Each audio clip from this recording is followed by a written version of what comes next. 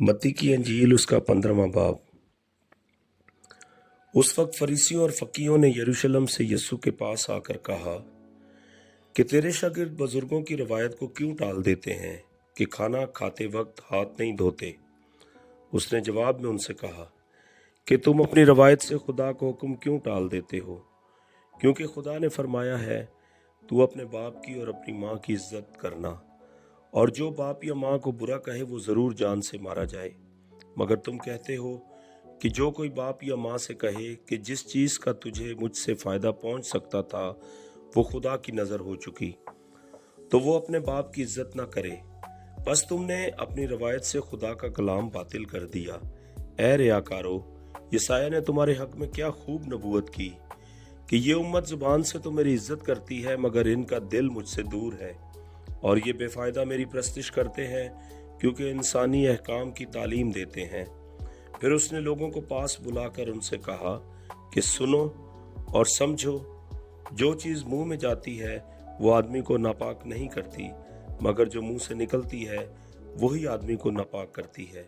इस पर शागिर्दों ने उसके पास आकर कहा, क्या तू जानता है कि फरीसियों ने ये बात सुनकर ठोकर खाई। उसने जवाब में कहा, जो पौधा मेरे आसमानी बाप ने नहीं लगाया जड़ से उखाड़ा जाएगा।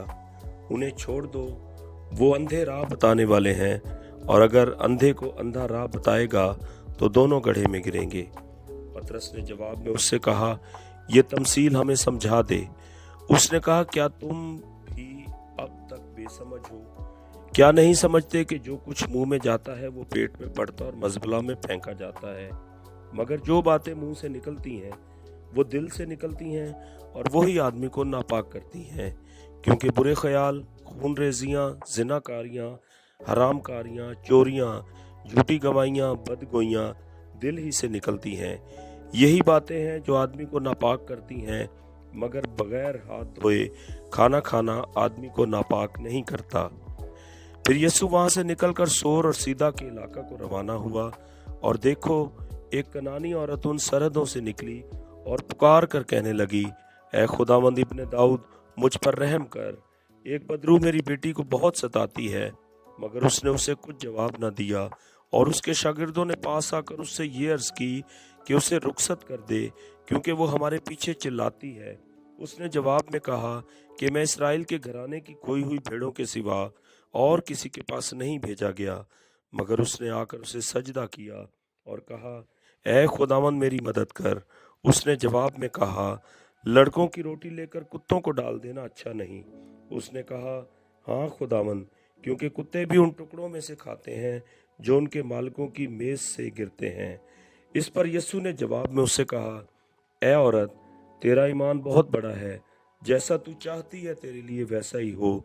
और उसकी बेटी ने उसी घड़ी शिफा पाई।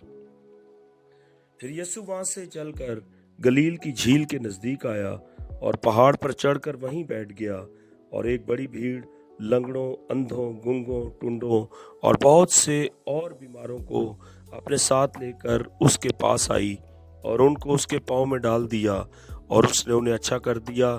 चुनाचे जब लोगों ने देखा कि गूंगे बोलते, टुंडे तंदुरुस्त होते और लंगड़े चलते फिरते और अंधे देखते हैं, तो ताज्जुब किया और इस्राएल के खुदा की तमजीद की। और यीशु ने अपने शागिर्दों को पास बुलाकर कहा, मुझे इस भीड़ पर तरस आता है, क्योंकि ये लोग 3 दिन से बराबर मेरे साथ हैं और उनके पास खाने को कुछ नहीं, और मैं उनको भूखा रुखसत करना नहीं चाहता, कहीं ऐसा न हो कि राह में थक कर रह जाएं। शागिर्दों ने उससे कहा, बियाबान में हम इतनी रोटियां कहाँ से लाएं कि ऐसी बड़ी भीड़ को सैर करें। यीशु ने उनसे कहा, तुम्हारे पास कितनी रोटियां हैं? उन्होंने कहा, 7, और थोड़ी सी छोटी मछलियां हैं। उसने लोगों को हुक्म दिया कि जमीन पर बैठ जाएं, और उन 7 रोटियों और मछलियों को लेकर शुक्र किया और उन्हें तोड़कर शागिर्दों को देता गया, और शागिर्द लोगों को, और सब खाकर सैर हो गए, और बचे हुए टुकड़ों से भरे हुए 7 टुकड़े उठाए, और खाने वाले सिवा औरतों और बच्चों के 4000 मर्द थे। फिर वो भीड़ को रुखसत करके कश्ती में सवार हुआ और मगदन की सरहदों में आ गया।